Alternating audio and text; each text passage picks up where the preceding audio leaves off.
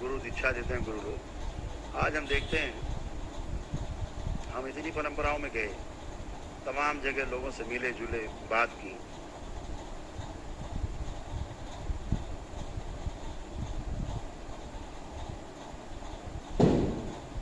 मुझे दो परंपराएं केवल ऐसी दिखी अभी तक पूरे भारत में, कह सकते हैं, क्योंकि बाहर तो हमने देखा नहीं, बाहर से मतलब नहीं मेरा, न समय नष्ट करते हैं। बाहर वालों को अगर जरूरत है तो भारतवर्ष की व्यवस्था देखें, आके भारत में आके तंत्र को देखें, हमें बाहर जाने की आवश्यकता नहीं। यहीं का एक पन्ना उड़ के चला गया, वहाँ उन्होंने पूरी किताब लिख डाली उसी पे। असली चीज यहाँ है। तो जो तंत्र में हमने ये देखा, हमने व्यवस्था में जो संप्रदाय हैं, जो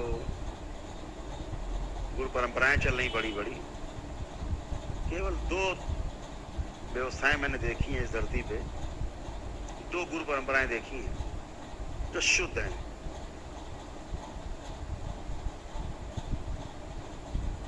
अदरवाइज जहां तक मेरा अभी तक जानना हुआ है या देखते हैं हम लोग बैठ के यहाँ, एक भी गुरु परंपरा हमें शुद्ध नहीं मिली। सब में नरक और केवल नरक भरा हुआ है, गंदगी भरी हुई है। जहां दीक्षा लेकर के लोग तड़प रहे हैं, मर रहे हैं, और उनके गुरु भी नरक में पड़े हुए हैं सब। यहाँ पैरों में पड़ करके भोलेनाथ के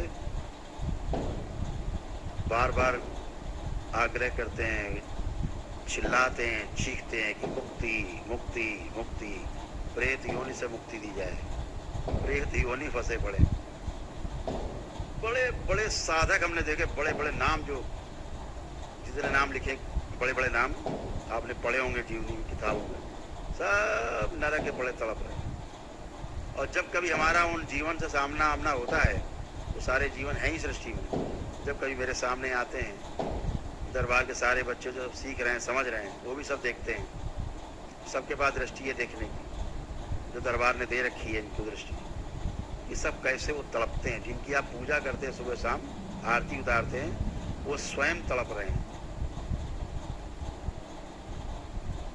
और वो तड़पेगा, और आपने उसको गुरु बनाया है, उसकी परंपरा में शामिल हुए हैं, तो वही तड़पन, वही रोग, वही कष्ट, वही मनस्थिति आपकी भी होगी। आप उससे बच नहीं सकते, क्योंकि आप उसके परंपरा में जुड़ते हैं, उसके ऊर्जा पथ में। गुरु परंपरा की ऊर्जा पथ है।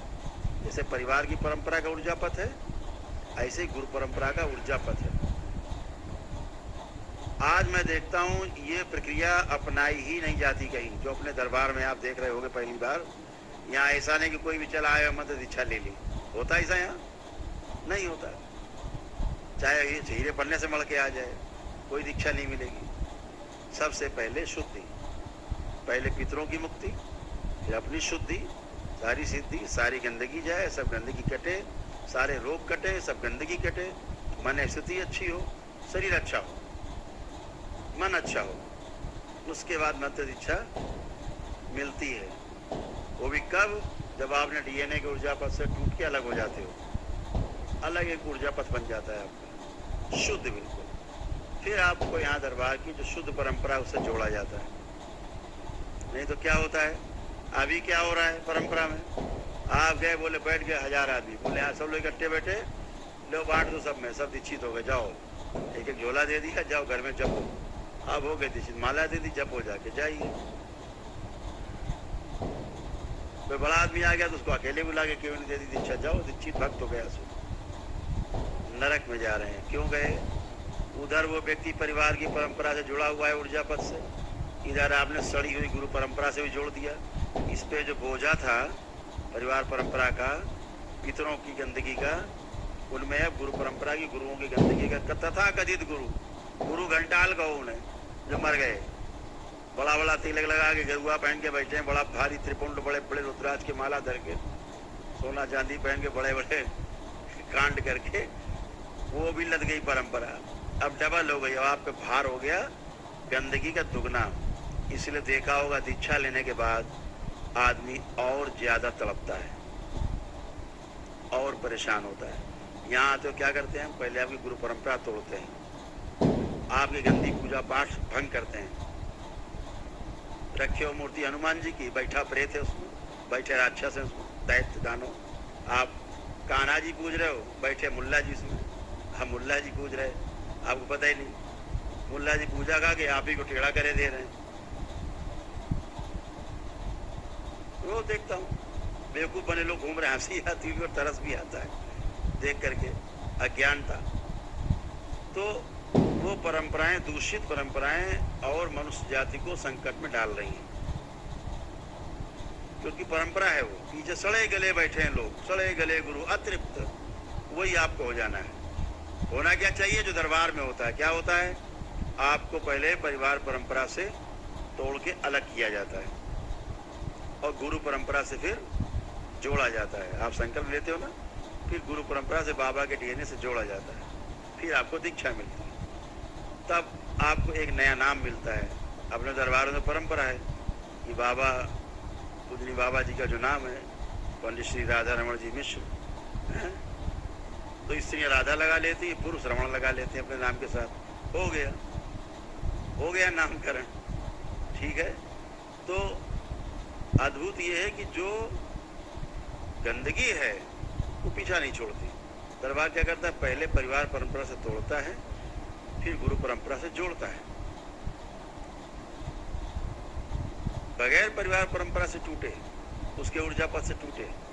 इसीलिए परंपरा में जैसे ही गुरु देता था दीक्षा अपने शिष्य को, उसके परिवार से तोड़ता था पहले, उसकी पूरी प्रक्रिया होती है।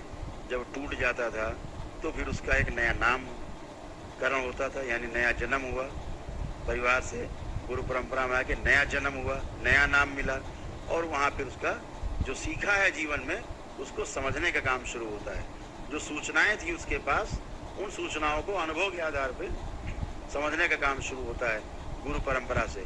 आचार्यों का काम है चीज़ों को सिखाना, जो सीख के आया है वो पढ़ा लिखा है किताबों से, पुस्तकों से सुन करके। जो पढ़ा है पढ़ाने का काम, वो काम आचार्य का। और जो अनुभव कर लिया है जिसने स्वयं, उन सुनी हुई चीज़ों का, पढ़ी हुई चीज़ों का अनुभव कराने का काम गुरु का। ऐसे आचार्य और गुरु दो पद हैं। हमने आचार्य को गुरु मान लिया, कथा कह रहे हैं बैठ के, बड़े बड़े चमकीले वस्त्र पहन के धारण करके, मार सोना चांदी हीरा जवाहरा धारण करके, और मार देख कथा और नाचना गाना। अरे भाई क्यों कथा? काहे के लिए? ऐसी की तैसी कर रखी, पूरे समाज को नचा गा के। ऐसे ही नाच नाच के आदमी थक चुका है समस्याओं में। सब उल्टा सीधा काम, बुद्धि विलास। वाह वाह, क्या बात कही महाराज जी ने। अरे बात का कद्दू छीलें, बात का क्या करें बात का। वहां से क्या घर फिर लड़ाई हो रही। प्रवचन सुन के गए कि परिवार को प्रेम से रहना चाहिए, माता पिता का आदर करना चाहिए, हैं? सारा सुख सुन के गए। और बच्चों को स्नेह करना चाहिए, सब कुछ सुन के गए। भाई भाई में एकता होनी चाहिए, और घर पहुंचे और जूता लाद चालू।